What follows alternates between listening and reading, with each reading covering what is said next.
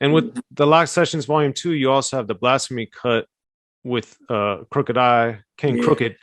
And on that one, I wanted you to explain, as somebody that loves all rap, I've always found it so interesting, the non-gangster rappers from California and how they're perceived in the industry, but then also by the average fan. And you talk about in Blasphemy about representing the West. So what, for you, what's been your experience of being a super lyrical dude, not being a gangster rapper, not being from LA, not being from Oakland, San Francisco, but still repping the West as hard as you do? How has that been for you, and how has that affected you, if at all? Well, I love it. You know, I love it, man. I love the challenge. You know,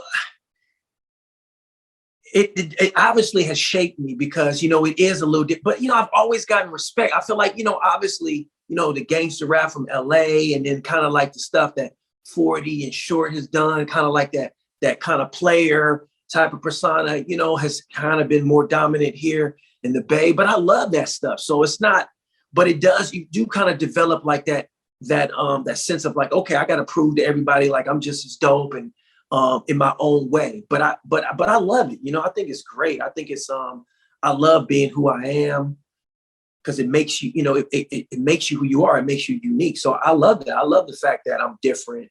And but I have respect for what everybody else does too, because I understand that that's a very that's a deep skill too, to be able to, you know, do whatever you're able to do and to be successful like that.